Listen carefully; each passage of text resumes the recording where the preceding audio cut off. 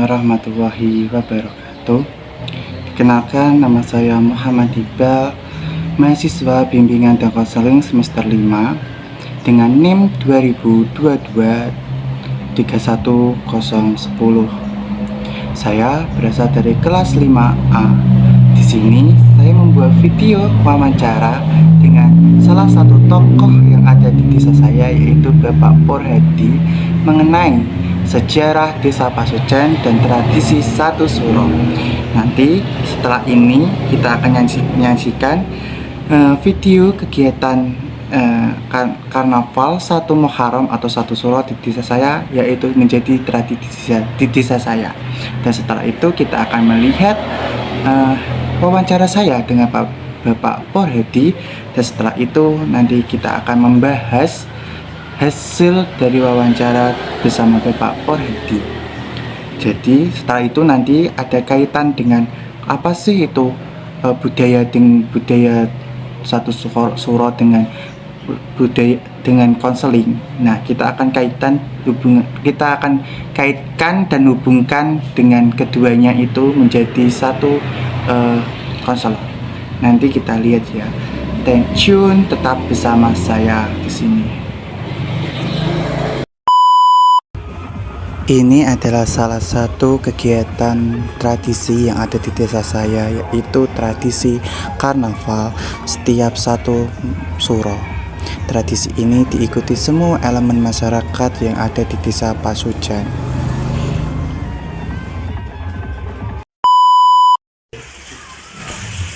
Aku tahu diceritani Mbah Patir itu ngene. Mbah Patir itu sedurunge ana khol. Sedurunge Mbah Patir dikholi. Mbah Patir iku lunga nepi, istilah iku sare nang nggone sarean nggone Mbah Patir. Ning nggo dikholi iku. Lah sing sare nang kono iku mang antarane wong telu, siji Mbah Palal, loro Mbah Patir, telu Mbah Mat Khalil. Mbah Mat Khalil iku pakane Sumit Gendut nek ora salah. Ya Mbah Mat Khalil jenenge. Nek Sumit Gendut iki rambute barang itu. Mandune kakek. Ning blok iku mbok pakane, mbok apane aku gak ngerti, ning pokoke nek iku mau ngerti. Mbah Mat Khalil balane Sumit Gendut ku lho mau mbok dule mbok pakane iki. Lah waktu iku Ipalal iku wong telu iku nepi nang nggone sarean kono. Sarean kono iku ndek-ndek iku ana poter-poter kaya pagir sing ora teter-teter ngono. Aku jeng menangi. Wektu iku aku nek angon aku nek kali lor kuburan iku. Ning omatan tau gano ya kuburan barang ning kuburane Mbah Padi iku aku gak denger nek iku calon nggone Mbah Padi sing kaya ngono aku dhewe ora mikir. Ning kuburan nek tengah iku dhuwur. Walang-alang lho, walang-alang. Ning dhuwur dhewe kabeh lerek kok cendek-cendek ngono iku dhuwur. Tak eling ning aku eling aku nyaman. Wes bareng ngono Ipalal iki mang kari padet do turun kono. Terus bali anu wis cara wis entuk impen. Wong tuwa nek wis entuk impen iku dene terus ngumpul. Terus metu kok grumbul iku mangu jek grumbul iku rung walap wis bandutan Ipalal do metu wis terus takoki Patir mantuk apa kan awal mantuk apa di Mat Khalil anu aku kok diwen gong ya gong tembung ya gong wis bareng terus lang lagi tak apa di Palal. Aku kok jadi wah bilang mulanya Palal itu terus hasilnya keren. Yo biasa hasilnya sekarang delala itu mau komen malah dia bilang ngomong sing Patir terus sing Patir disogati wedang kopi lho ya barang akhir-akhir terus ditekono iki saiki. Lah saiki sedurunge iku iki ana crita sithik sing aneh. Ning iki crita iki Pak Ali iki cek ning Ali cek kandhane Mbah Palal. Barang wis metu kosarean ning ndek mben niku Kidul Langgar. itu langgar iki sing langgar sing kali kaji ono kualen nuwun kualen ono banyune andong kok andong lah barang wis ngono barang murah lah wis iki nalus kalau mas ada video mulai iku mang lho dia ben ono listrik lho patang gadet lho wis barang kok nek sing dipal iki nggo baterene jarang dinekno dipal ku andine perasan barang wis ngono putok kalen itu mang kolor putok kalen dalane ora kono dalane iku pancer deben itu kali sapa lek kadi dalam kadi sing mati iku lho ana omahe iku kulon iku deben dalane iku nah kalau dalane iku deben kono ngunggung dalan pancer iku barang metu kono terus kok gale nyirasi gale gaklan saiki iku ana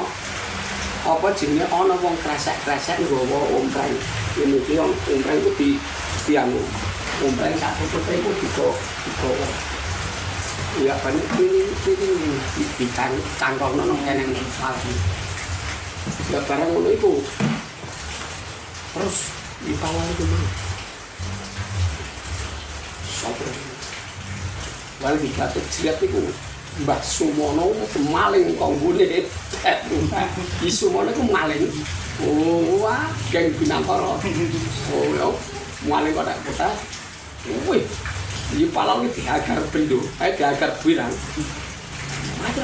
maten apa aku palau maten iki ngono soalnya waktu kowe kang makan apa kang mangga soal sak kok kowe ya kowe aku ya aku wis kodimang maling kok tak putar kan mati nang di palau ya iki Mbah Sumono wane ya nek ora di palau menawa ya ora di kanya temenan wes barang ngono wes rapopo wes terus dene pernah lakune sing dipatron terus dilah terus rinane iku manggene iku perundikan nek ngono ayo do dikoli untuk bakah ngono ya dikoli iku sing Imat Khalil yo ngetokno ketiasane diwenehi gong terus nyanakno gongje ya lah sing dipalal yo ngono iku mang betul-betul yo yen wani mungkran dasare ngono yo ayo anu oli bapak di ngono karena terus patir sing anu apa ngandani wong-wong sing halus saiki terus dianakno Mas Draben iku ngono kok Draben iku ngono tek wong terus kono terus jarak wong-wong nututine yo sembarang dia ngapakane surate ape anu ya pendelok Draben kono dijak sambil bareng-bareng. Nah terus suwe terus dadi lan rembakan itu sedurunge itu nekakno ditambani satu royo itu ndek itu tekakno itu anu apa jenenge wong ganane. Oh, ini kandani terus pokoknya masuk nangis. Jadi terus dibangun sarian ini kan dibangun pakai ruji berapa ruji bahkan ruji terus dibangun apa tuh kali kan ada salah taruh kayu pelon gitu terus juga yang mau mana itu pakai barang itu rusak barang itu kira-kira terus kali kok terus ditekakno Mbadula ditekakno Habib Lutfi ditekakno Iromoli tuan anggap kalau kamu ya terus ya terus lembokong itu jadi baterai terus buka sejarah itu gini nih aku orang ngawur mau kayak bakar bisu buat sabian itu nolong sepo ngasih diri itu mau ngonjot kan geneng barang nah kalau geneng itu buat takut gitu nah sesian itu harus dia bilang kalau sini rame ini sedulurnya rame ngambil lara baru sedulurnya rame itu nggak ono tunggal doa gitu ya kecilnya bapak itu aja ya biasa cepat mau didogo nah ini kecilnya bapak itu di siker ngebong sini kok ngebong tak sak iki bloko nek kebun itu mori bloko lah sing ngebong itu sing apa gawe nganu ku aku Liwandi iki Kang Pak Tolib Pak Muri kene ku gawe iki lho oke ancang-ancang ini ku dicini lho wes barang niku terus nek dene ngono ku lho Mbak Pater barang ku lho joane ning waktu itu koyo krisis koyo nek maten HP Rasido HP koyo HP juga ngono lho iku aku tuh tahu buka dhewean karo Mbah Rukin iku ngentak-ngentak niku kan bisa gak ngomong terus tak buka dhewe tahu ngene iki oh dia kan lagi dia ngono mulai masih ngono iku carane karo aja amal-amal lah barang niku aku kaya buka lampu ya bener ya buka lampu lajak ini orang dulu ya kan lajak pokoknya itu sing buka lampu itu Mbah Pater Mbah Gayat yang atas sama si Murjito paling murah itu terus Ikarsan Pak Isman orang itu di Sunar Pak bikin Ikarsan taruh bikinnya Mbah Gayat dia itu caranya dijodohi mau itu anggap kuku itu dijodohi nah wes barang itu aku tuh bilang anu kok dijodohi ini misalnya dulu waktu apa itu soalnya waktu apa ini dulu aku cukup lihat dulu barang sekolah aku tuh dengan aku Gayat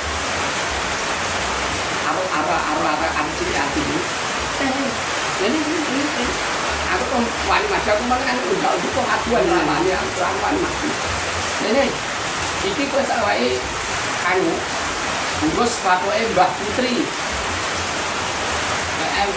gombah mandi buat Mbah Putri aku ya patoke orang ini Mbah Hadi ini terusno le sombene ya si aku terusno anu si aku mati terusno iki ngono aku kan nganu wani bulan itu terus sejarah itu yang sakta eling cerita ini kok ya gitu ya Mbah Padi itu anaknya Mbah Wiro Kesumo penghuni Bupati itu Wiro Kesumo itu Bupati itu karena ngono terus duwe adi anek dia raya nek itu kena jalur lupa dia dia adi waktu itu zaman Londo ya Mbah Wiro Kesumo ini dia anak Mbah Padi atau Mbah Padi itu terus Mbah Wiro Kesumo duwe adi ini lali jenenge aku apa mulai jenenge aku lali ya iki adine iki melu Londo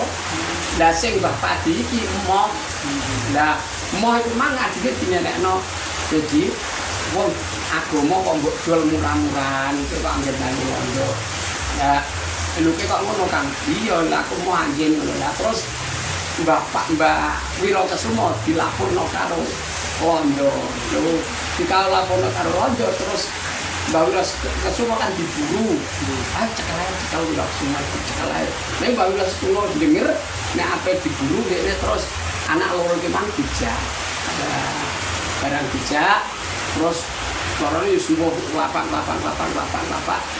akhirnya itu terus tekan iki umlah nyangki seplek lho ya ora carane muncak ya kok nek ana sing cerita sing anu kok lebokno antare kancar ndi ya barang wis ngono arep tekan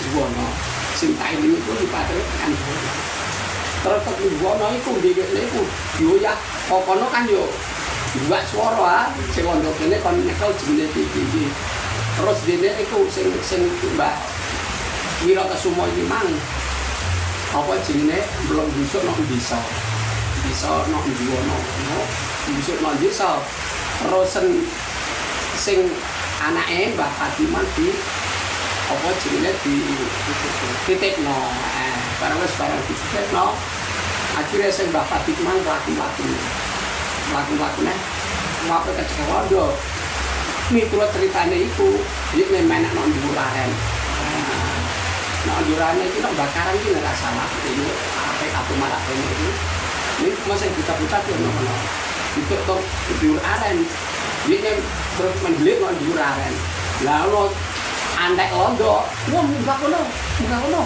piye carane diwobong waren mah diwobong ya obong sing Mbak Wirakesuma iki mang yen yo kondisi kan yo sepi ya terus jene ku ngamek papa apa jenenge pucuk aren sing dhuwur jene terus ibunya tetangin mencolot nih tetangin sehat logik nih nyambut tekan geneng dan geneng terus dia itu wes wangi yo buru terus dia makanya ngelai itu mang yo mesawan yo kuno di nanti anu baku terus tot bang Joyo bandingan gitu jadi apa itu loh sumur gemuling nok itu keadaan won Mbak Ripa ini sucan Jalas won banyak Jalas unikus di Maripa sudah bekerja lagi kalau tanjuran semongko ya kalau tanjuran semongko di Mang ceritanya itu Mang wanten di waktu itu kan bisa kesel dia itu lereng nong isor pager bareng lereng isor pager Mang dulu dia nong semangkanya terus ono sing jaga semangka anak takoi paling sekilas ngomongnya sing kaya Mbah Wirakesuma iki akhire dhekne ora wani atau ape ngamuk gak wani terus lapor karo penggede kono itu lho siapa jenenge kenal dibandingkan sama Bang Joyo nek ra salah Joyo nah itu kan Bang Joyo ngono iku barang kono sing Bang Joyo iki mang anu terus marani ndi lah hargane wong ra kenang di kandhani lek aku gak pel aku ora pengen nyolong semangka aku capek leren awak kesel aku ora ngandel lek ndosok nok njero iki ya kok pagir arek lek kepawak kelar anu luwih demam akhire sing iku mang ngamuk sing mangke ngamuk itu terus di kan terus lho iki lah wong anu ngamuk wes ora peduli ya carane apa diusir ini wah cara apa diusir ngata-ngata sekene ngata-ngata sekene wah sing Bang Joyo yen ndile kaya wong ibarat wah itu pinter saya ya tenang wae nah akhirnya terus toro wong mbok simplang kalah luwih mulai luru bolo nah luru bolo mojo semi ngomong jasem nang penggede jasem sing mojo semi terusan nek kono ya wis ati wonge ayo padane cara antun iki wonge enggak barang ngono kali tempat morono barang morono iku mang apa jenenge didomno iku ngomongnya ngono lho kare-kare mojo semi ku mang malah konco karo Mbak Wirakesuma lho kuwe ngono jadi berarti yo barang-barang dhewe ora wong iki gak nakal ngono cara kasandet wah terus jame barang jame terus sing Mbak Pati di sing Mbak Wirakesuma mang wis akhire tak nusukno lakuku iki kok ana sayembara sapa-sapa sing wanita bisa sucen ora bisa nek ben alas sucen itu bakal duwe petilasan utawa kayak nok ngono. Ya terus di niku mang apa jenenge lah mbakati tanah iki mangi yo ada ceritane patri yo selalu yang kelas-kelas yo kan. Nah, itu yo ada mari coba dulu wis ramah sing kami orang sing wani nek pun mesti wani sekti temenan yo wani wis gangguan yo macam akhirnya ya cuma itu kalau aku terserah ya itu sepele sampai ini itu zaman perang Diponegoro Panjaran zaman Diponegoro waktu itu. Assalamualaikum warahmatullahi wabarakatuh. Halo semuanya, selamat pagi. Perkenalkan, nama saya Muhammad Iqbal dari Prodi Bimbingan dan Konseling Fakultas Keguruan dan Ilmu Pendidikan Universitas Muria Kudus semester 5. NIM saya 2022-31010 dari kelas 5A akan menjelaskan hasil wawancara yang saya lakukan kepada Bapak Porhadi selaku tokoh masyarakat yang ada di desa saya. Ya, pertama-tama di sini saya mengangkat satu budaya yang ada di desa saya, yaitu tradisi satu Muharram atau yang sering disebut satu Suro. Di sini di Desa Pasucen terletak di Kabupaten Kapati, Kecamatan Trangkil. Di sini mayoritas beragama Islam dan pencarian sebagai petani. Sedikit tentang desa saya. Nah, ini saya ceritakan asal mula kenapa kok satu Muharram itu diadakan tradisi di desa saya. Yang pertama itu menurut Bapak Porhadi yang sudah saya lakukan wawancara kemarin itu untuk memperingati dan merayakan satu Muharram juga atau tahun baru Islam, dan juga itu untuk memperingati pendiri atau cikal bakal Desa Pasucen atau yang membuat Desa Pasucen itu ada. Nah, konon katanya dulu itu ada 3 orang, dia itu sesepuh Desa Pasucen yang sedang menepi di salah satu makam kuno gitu ya dulu. Sebelum itu mereka itu di sana belum tahu makam itu makam siapa. Dia belum tahu mereka itu makam siapa. Namun sudah ada desas-desus bahwa itu makam pendiri dari Desa Pasucen gitu. Nah, sejak dia di sana dia ketiduran gitu, dan mereka mendapatkan mimpi yang aneh. Ketiganya itu mendapatkan mimpi yang berbeda-beda tapi merujuk satu peristiwa gitu. Nah, ada yang namanya Mbah Fatir, yaitu dia itu mendapatkan mimpi kalgaman, ada yang mendapatkan gong, dan ada yang mendapatkan disuguhi kopi susu. Nah, singkat cerita, pada saat itu ketiga tokoh ini berdiskusi apa yang setelah didapatkan dalam mimpi itu, dan mereka berembukan lagi, dan mereka berembuk dan membuat persetujuan bersama 3 orang itu untuk diholi atau diperingati sebagai sebagai pengingat pada leluhurnya gitu. Nah, kenapa kok ditetapkan tanggal 1 Suro? Itu karena ada kesepakatan oleh warga sekitar, warga semua dari elemen masyarakat yang ada di Desa Pasucen memutuskan untuk melakukan satu Muharram, karena di satu Muharram atau satu Suro itu dianggap sakral dan suci bagi kaum di sini, bagi umat di sini atau masyarakat di sini. Singkat ceritanya juga setiap tahunnya diperingati, dan itu setiap tahunnya itu meriah. Ada kegiatan yang banyak dilakukan, yaitu karnaval. Itu saat satu Muharram atau pas satu Muharram itu tradisinya itu adalah karnaval yang diikuti semua elemen masyarakat, pendidik dan mahasiswa yang ada di Desa Pasucen. Sebelum itu juga ada kegiatan pembukaan yaitu dibuka dengan manaqib Al-Quran, baik perempuan wanita, perempuan dan laki-laki. Lalu disusul tahlil baik laki-laki perempuan, dan yasin di laki-laki dan perempuan. Sebelum itu juga kita di sana juga itu bergotong royong untuk membersihkan makam.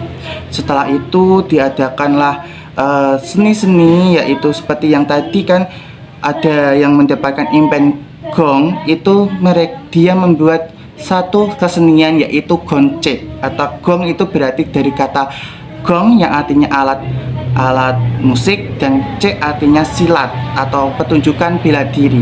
Nah, goncek ini terkenal di desa saya, namun karena nggak ada penerusnya tahun-tahun ini menurun, dan itulah adalah salah satu seni bela diri yang ada di Desa Pasucen, dan itu lahir dari mimpi yang didapatkan saat menepi di makam tersebut. Nah, Setelah itu ada ziarah mahasiswa, karena di desa saya itu ada 3 sekolah terbesar, yaitu ada 3 madrasah dan 2 SD, baik jenjang RA sampai MA itu semuanya ada di sini. Jadi setiap sebelum hari H atau sebelum tradisi 1 Muharram itu diadakanlah ziarah siswa gitu dari elemen semuanya. Bukan hanya siswa, juga ada orang tua dan ada semua orang yang mau berziarah gitu. Setelah itu malam sebelum suro itu biasanya di setiap madrasah itu ada pengajian rutin seperti selawat, tausiah gitu. Nah sebelum itu juga setelah ya saat 1 suro malamnya biasanya itu ada manakib bersama. Manakib bersama itu kok manakib sih? Tahtiman Quran bersama bin Nazor, itu seluruh Kabupaten Pati biasanya mengikuti gitu. Nah kononnya kalau pengikut yang khataman itu banyak, itu desa Pasuruan akan makmur, itu katanya juga gitu. Jadi di sini tuh sering diadakan kegiatan seperti itu. Nah dan juga ada pengajian, sholawatan, itu setiap elemen RT RW dan sekolah-sekolah itu mengadakan gitu. Nah, dan setelah itu ada tradisi yaitu lelang. Di sini tuh lelang adalah lelang selambu ya, seperti di makam Sunan Muria atau Sunan Kudus sama sih, tapi sistemnya di sini itu ya sama. Di sana ada pengajian, lelang bersama, langsung pembacaan sejarah Desa Pasuruan. Nah, ini nanti saya akan singgung di sini sedikit tentang sejarah Desa Pasuruan yang sudah saya dapatkan juga dari wawancara dari Bapak Porhadi itu. Nah setelah itu ya sudah kita selesaikan semua, sudah kita penutupan, dan itu sudah tradisi di sini sejak tahun ditetapkannya. Nah sejak itu Desa Pasuruan memiliki tradisi 1 Muharram atau tradisi 1 Suro, di mana itu melibatkan elemen masyarakat semuanya, baik di Desa Pasuruan, desa-desa sekitar Pasuruan, dan selain sebagainya. Kalian pasti penasaran sih, apa sih makna dari Pasuruan?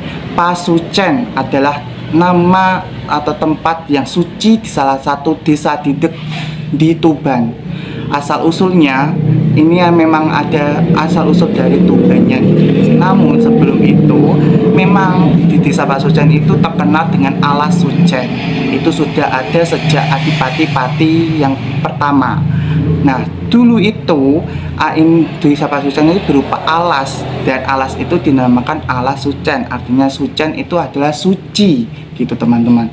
Nah di sini saya akan menceritakan sedikit tentang sejarah Desa Pasuruan yang dikenal dengan Babad Alas Sucen yang sudah ditulis oleh Kiai Haji Almarhum Mbah Fakir, yang setelah beliau sudah meninggal dan diteruskan kepada anak cucunya. Dan setiap 1 Muharram atau 1 Surat dalam lelang setiap tahunnya akan dibacakan oleh putu atau cucunya. Nah sejarahnya itu Desa Pasuruan itu dulunya adalah alas yang tidak ada orang yang berani masuk, karena ada pekata Ajio Moro Ajio Mati, melebu masuk mati, maksudnya itu Ajio Moro Ojo Moro pamaneke ora gelem mati. Soalnya banyak orang yang masuk ke alas sucen dulunya ya, itu tidak pernah kembali dengan hidup, dia akan mati, karena dulunya itu alas ini terkenal dengan banyak makhluk gaib dan banyak makhluk-makhluk yang buas gitu teman-teman. Saya cerita ini kita pas black ke masa lalu, yaitu pas saat perang Diponegoro. Nah di Diponegoro itu ada 8 dipo, dan salah satunya adalah Mbah Wirokusumo. Mbah Wirokusumo adalah salah satu dipo yang ini loh, yang berperan penting dalam perang Diponegoro. Saat Diponegoro ditangkap, Mbah Wirokusumo ini sebagai Adipati Tuban. Namun beliau ini tidak melarikan diri atau bersembunyi dari kejaran Belanda. Soalnya dia seorang bupati Tuban dan tidak ada yang tahu identitasnya kalau bukan saudara-saudaranya. Nah, singkat cerita, ada saudaranya Bupati Lamongan yang mendukung gerakan VOC dan menjual rempah-rempah ke Belanda gitu. Namun karena kecintaan kepada tanah air dan kecintaan pada Diponegoro dan agama, Mbah Wiryakusumo ini tidak mau bekerja sama dengan Belanda, dan itu dia bilang kepada saudaranya yaitu Bupati Lamongan. Dan Bupati Lamongan mengajak Bupati Tuban atau Mbah Wiryakusumo untuk join ke Belanda gitu untuk menjual rempah-rempah. Tapi Mbah Wiryakusumo bilang, agama kok mbak dol, agama kok mbak dol. Intinya itu kenapa agama mbak jual gitu. Nah, merasa kesinggung, Bupati Lamongan itu bilang sama Mbah Wiryakusumo gini, nggak apa-apa Kanda gitu. Intinya dia itu tidak menerima bahwa yang apa diucapkan dalam Mbah Wiryakusumo itu tidak benar, dan dia mengancam akan memberitahukan Belanda kalau dia itu salah satu dipo yang diincar oleh Belanda. Saat itu juga Mbah Wiryakusumo merasa terancam dengan ancaman dari saudaranya itu. Dia melarikan diri bersama dua putranya, yaitu Supadi dan Suradi. Kalau nggak salah ya teman-teman, soalnya saya juga lupa. Dia pergi ke sisi timur dan berhenti di Juwana. Di Juwana dia ketemu Mbah Langgeng yang sekarang itu terkenal dengan Langgeng Rejo Juwana. Dia menitipkan sama Mbah Langgeng Harjo itu anak kedua anaknya. Dan setelah itu beliau mendapatkan ada salah satu keturunan Cina yang menyukai beliau, yaitu Mbah Buyung. Kalau nggak salah teman-teman ya, Mbah Bayung atau Mbah Buyung gitu. Dia menikah dengan itu karena dia mau tinggal di Juwana juga, tidak punya tempat. Beliau juga menikah dengan itu, mempunyai anak satu gitu. Setelah itu beberapa tahun di Juwana, dia ada serangan dari Belanda, dan Mbah Wiryakusumo itu pergi ke salah satu alas yang dulunya belum ada, yaitu dikenal sekarang dengan Bakaran. Nah, ceritanya itu Mbah Wiryakusumo masuk ke alas itu, dan karena Mbah Wiryakusumo itu memiliki ajian, yaitu bisa bersembunyi di pelepah pohon aren. Dia naik ke sana dan dicari-cari tidak ada. Karena itu Belanda membakar alas itu. Setelah itu Mbah Wiryakusumo merasa keancam juga karena kebakar di dalam itu. Dia memiliki ajian yang sakti, yaitu belum tahu ya aku namanya, lupa juga. Dia itu bisa naik ke daun pelapah aren. Setelah itu beliau membuat orang-orangan dari gedebok atau botol pohon pisang dan diserupai beliau. Setelah itu beliau terbang sampai ke salah satu desa yang ada di Trangkil, yaitu Bantengan. Sebelum itu, setelah pembakaran alas itu tadi, prajurit Belanda masuk dan menemukan seperti korban atau seperti orang yang terbakar. Tapi menurut orang-orang itu hanya gedebok gitu. Setelah itu tidak ada pengejaran lagi. Setelah itu Mbah Wiryakusumo datang ke Trangkil itu, ke Bantengan, dan dia singgah di desa Bantengan, dan di sana itu ada kebun semangka, dan beliau itu duduk di dalam pagar kebun semangka, dan adalah salah satu orang yang memiliki kebun itu, dan dia bilang, jangan di sini, kalau mau mencuri jangan di sini. Karena memang Mbah Wiryakusumo tidak ada niatan mencuri, beliau bilang, saya di sini tidak mencuri. Melihat pakaiannya seperti pengemis, seperti orang yang tidak mampu atau gembel lah katanya gitu, dia lapor kepada salah satu tokoh yang ada di Bandengan, yaitu siapa ya? Lupa. Dan petani itu melaporkan kepada petinggi yang ada di desa Bandengan, yaitu Kembang Joyo. Dia mendatangi Mbah Wirokusumo dan dia bilang, jangan, kalau mencuri jangan di desa saya gitu. Intinya gitu lah teman-teman. Ini versi aku ya, ini sudah saya sempurnakan. Jadi hasil wawancara itu saya rangkum sepemahaman saya. Setelah itu Mbah Wirokusumo bilang, saya tidak mencuri loh, saya ini hanya istirahat, saya lelah, saya dikejar-kejar. Sudah menjalankan itu tapi gak ada kesepakatan. Akhirnya mereka perang karena kesatian Mbah Wirokusumo dan Kembang Joyo itu sama atau seri dan sering seri perlawanannya. Dan setelah itu dimenangkan oleh Mbah Wirokusumo. Kembang Joyo ini merasa tidak puas, merasa diremehkan. Setelah itu memanggil teman-temannya, dia itu petinggi-petinggi yang ada di desa Terangkil, di kecamatan Terangkil, yaitu ada petinggi Mojosemi, petinggi Ketanan, petinggi petinggi Karanglegi dan sebagainya. Setelah ke sana, petinggi Mojosemi itu mengenali beliau dan beliau bilang, ini tuh dia sujud dan bilang minta maaf. Ini tuh guru saya. Ini tuh guru saya. Dia adalah termasuk Dipo 8 sing Dipo 8 nih, Dipo 8 dari Diponegoro. Setelah itu Mbah Wirokusumo bilang, "Le, aku ki gak apa nyolong iki kok. Aku neng kene iki ndungu kabar Alas Ucen iki arep tak dadekno pesinggahane kula." Gitu. Jadi Mbah Wirokusumo itu bilang kepada muridnya, muridnya itu pendiri petinggi Mojosemi, bahwa dia itu kesini hanya untuk istirahat. Dia tujuannya dia ke Alas Ucen gitu. Setelah itu petingginya Mojosemi bilang kalau dia guru, kalau guru mau ke Alas Ucen, saya tidak bisa menemani karena di sana itu angker gitu, bilangnya gitu. Ya wes le, gak popo, aku tarono. Setelah itu Mbah Wiropadi masuk ke Alas Ucen. Mbah Wirokusumo masuk ke desa Pasucen dan di sana itu bertapa dan memohon kepada Tuhan, kepada Allah, semoga apa yang diinginkan itu tercapai.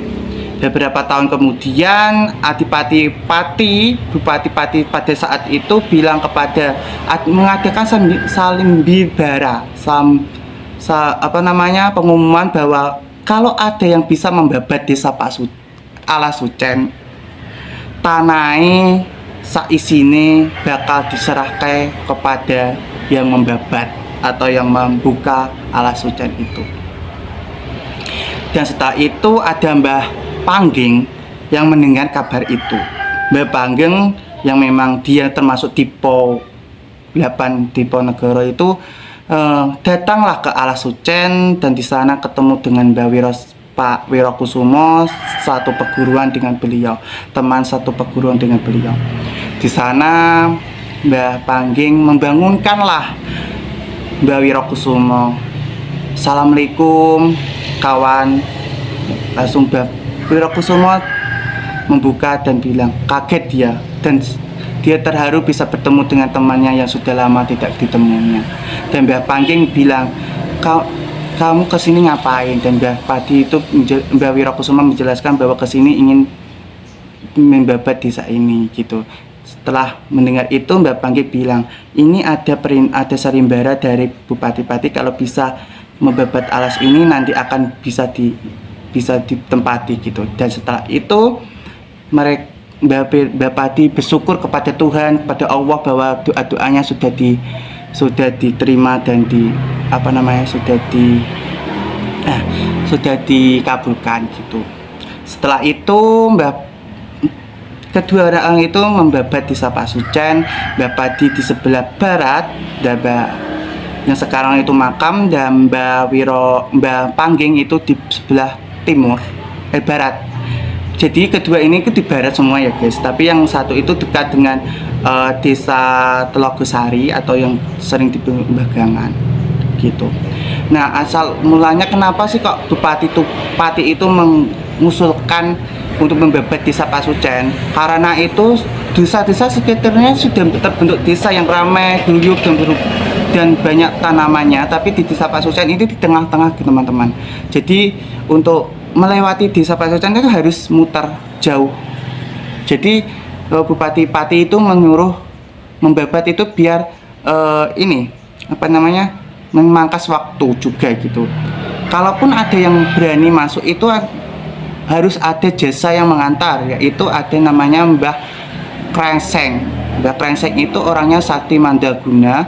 Dia mengantarkan orang, jasanya itu mengantarkan orang dari Trangkil ke melewati Alas Sujan gitu. Jadi kenapa sih kok sampai ada Salimbara itu? Karena itu memang desa Pasucen itu di tengah-tengah gitu. Desa Ketakuteh, Bagangan, yang sekarang Ketakuteh itu terkenal dengan Telogoharjo, dan Telogosari itu Bagangan, dan sekitarnya Ketan, Mojoagung, Trangkil itu sudah membentuk desa yang ramai, guyup dan sebagainya gitu. Jadi ada wewenang dari bupati-bupati untuk membabatnya.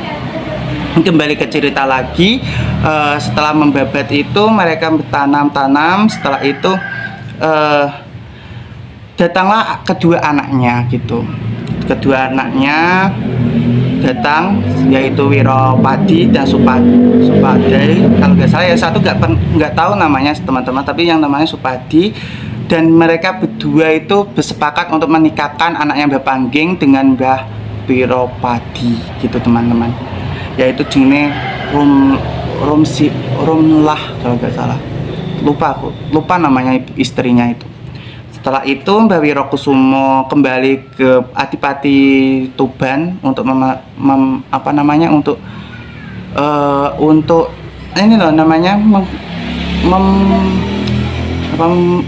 untuk menyelesaikan masalah yang ada di Tuban. Setelah itu beliau wafat di Tuban.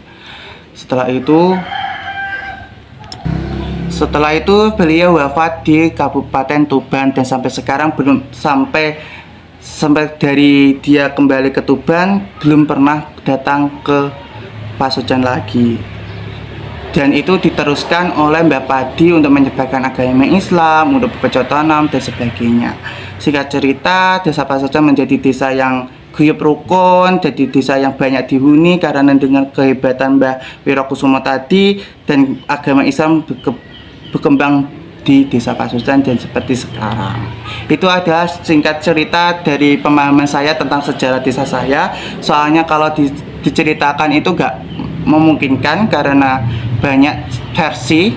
Nah, ini adalah versi yang sudah dibuat oleh Kiai Haji kalau nggak salah ya, Kiai Haji kalau saya mengundangnya itu Mbah Fater, karena dia seorang pendiri di sekolah saya juga, yang sudah ditulis dalam kitab. Dan kemarin saya wawancara dengan putranya,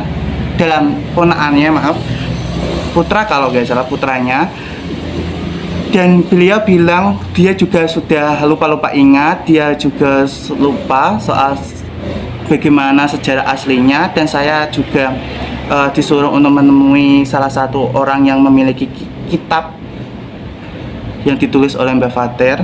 Dan saya alhamdulillah kemarin saya bertemu dengan beliau dan diceritakan, dan saya sudah saya buat jurnal, dan saya buat arsipan pribadi saya mengenai desa Pasucen ini. Nah, dari nilai-nilai yang dapat diambil dari sejarah desa saya itu, sejarah desa ini adalah kegotong royongan, lalu kekompakan, gotong royong, kerjasama, lalu nilai-nilai agama, keberanian, dan ketakwa kepada Tuhan. Itulah menjadi kunci keberhasilan Mbah Wirokusumo untuk dan cinta tanah air khususnya, yang diterapkan oleh Mbah Wirokusumo untuk mempertahankan tanah airnya dan mempertahankan harga diri dan agamanya. Dengan takwa beliau memegang erat dan teguh bahwa beliau harus memegang dan merawat agamanya, menjaga agama dan cinta tanah air. Dalam konseling ini kita bisa menggunakan konseling layanan kelompok. Soalnya di sini kita bisa berinteraksi bersama, untuk bekerja sama, untuk bertanggung jawab bersama. Dan dalam bimbingan konseling kelompok ini juga kita bisa mendapatkan memecahkan masalah-masalah yang terjadi di pribadi individu gitu. Itu menurut saya di layanan kelompok. Nanti saya akan membuat lagi video mengenai sejak di tempat terjadinya itu, maksudnya di makamnya ya gitu. Dan nanti saya akan menjelaskan konseling apa yang harus saya pakai pada video selanjutnya. Oke, bye bye, salam. Antara adat tradisi satu suro dengan konseling, pengertian konseling lintas budaya terlebih dahulu ya teman-teman. Konseling lintas budaya sebagai sarana yang memfasilitasi perbedaan, yang terjadi antara konselor dan klien yang berbeda budaya. Pemahaman kepada konselor tentang sudut pandang terhadap perbedaan budaya secara pandangan kalian terhadap dirinya sendiri, dikonstruk oleh dua budaya sendiri.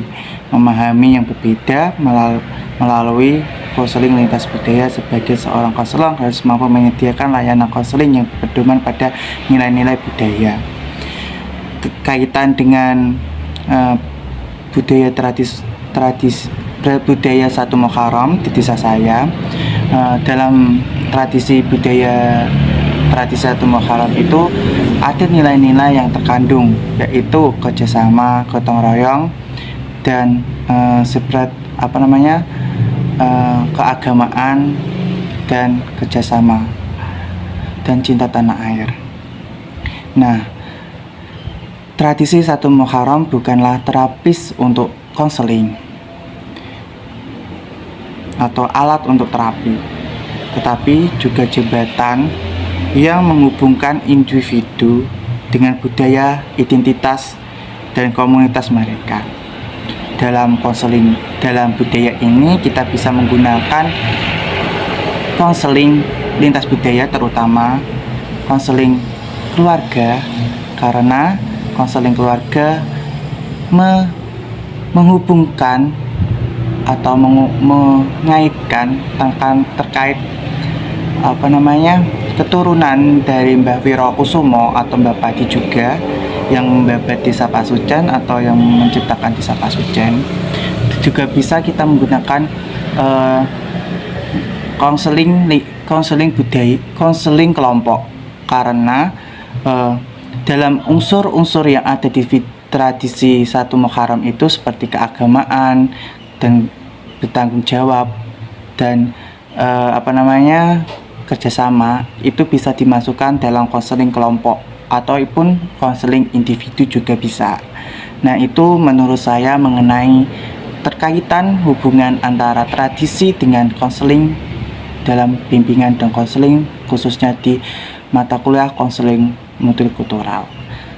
Terima kasih. Wassalamualaikum warahmatullahi wabarakatuh.